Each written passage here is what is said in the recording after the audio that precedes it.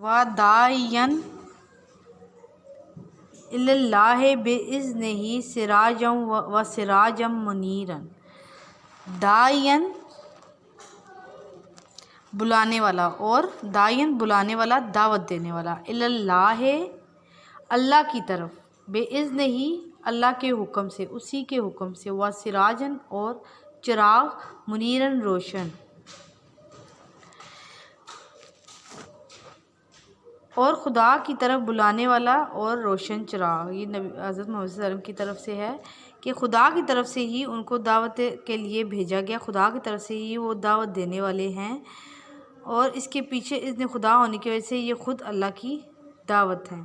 سراج منیرن، اور اندھیروں میں ایسا چراغ ہیں جو ہر ایک کی دسترسی میں ہے، مطلب یہ اللہ کی طرف سے ایک روشن چراغ ہے جو ہر ایک کو ہدایت کا درس دیتے ہیں۔ وَبَشَّرِ الْمُؤْمِنِينَ بِأَنَّ لَهُم مِّنَ اللَّهِ فَضْلًا كَبِيرًا، وَبَشَّرَ اور خوشخبری دیں، المومنین مومن جمع کی، بِأَنَّ مومنین مومنوں، بِأَنَّ یہ کہ لَهُم ان کے لیے، من اللہ اللہ کی طرف سے، فضلاً فضل، کبیراً بڑا،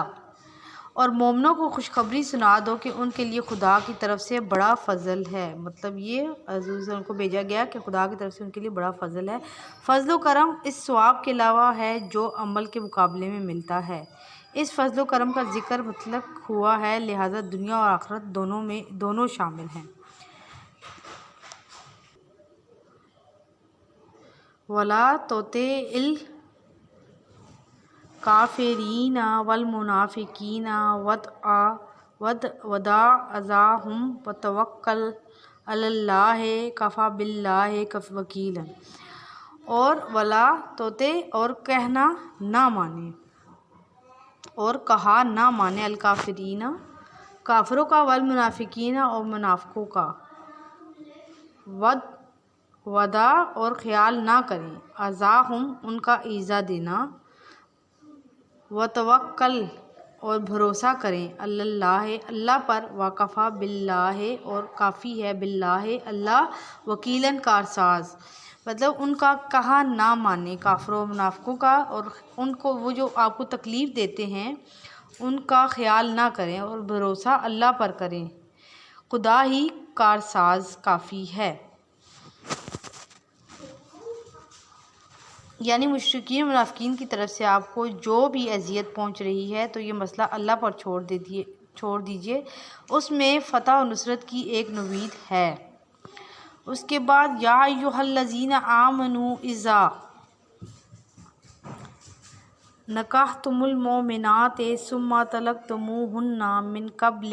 ان تمسوہن فما لکم علیہن من عدۃ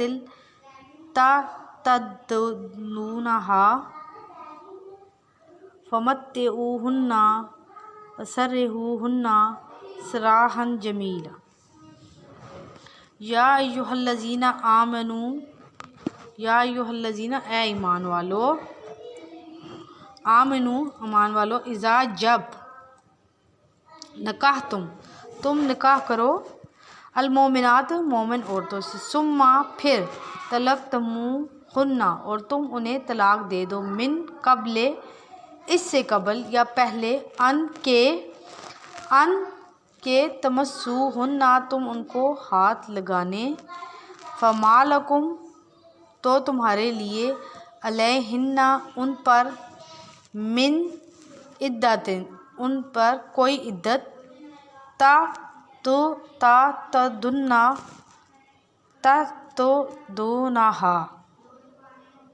کہ پوری کراؤ ان سے، فمتعوہن پس تم انہیں کچھ متاع دو، وسرحوہن اور انہیں رخصت کر دو، سراحاً رخصت، جمیلاً اچھی طرح۔ اس آیت میں یہ بیان ہوا ہے کہ مومنوں، اے ایمان والو مومنوں، جب تم مومن عورتوں سے نکاح کر کے ان کو ہاتھ لگانے سے پہلے یعنی ان کے پاس جانے سے پہلے طلاق دے دو تو تم کو کچھ اختیار نہیں کہ ان سے عدت پوری کراؤ۔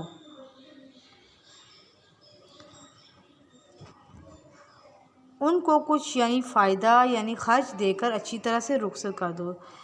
یعنی اگر صرف عقد یعنی نکاح ہوا ہو اور اس سے پہلے جو ہے مطلب چھونے سے پہلے ہی آپ طلاق ہو گئی ہو تو عدت نہیں ہے۔ فمتعوہن، ان کو کچھ مال دو۔ یہ اس صورت میں ہے کہ جب عقد نکاح کے موقع پر مہر مقرر نہ ہوا ہو، اور اگر نکاح کے موقع پر مہر کا تقرر ہو یعنی مقرر کیا گیا ہو تو اس کا حکم سورہ بقرہ آیت نمبر 237 میں بھی بیان ہو چکا ہے کہ نصف مہر دینا ہوگا۔ یہاں تک آپ کا یہ جو ہے وہ آیات ہیں، ان کا آپ نے ترجمہ لکھنا ہے اور سوال نمبر 1 لکھنا ہے۔ آپ کا جو ہے وہ یہ کام آپ نے ترجمہ بک میں سے لکھنا ہے اور جو سوال ہے وہ آپ کا پورٹل پر اویلیبل ہوگا۔ سوال نمبر 1 یہ ہے کہ اس سبق میں اللہ تعالیٰ نے رسول اللہ صلی اللہ علیہ وسلم کا کیا مقام و منصب بیان کیا ہے؟ یہ سوال آپ نے اپنی نوٹ بک پہ لکھنا ہے اور اس کے علاوہ آپ نے آیات کا ترجمہ بھی لکھنا ہے، جتنی آیات ہم نے آج کی ہیں۔ شکریہ۔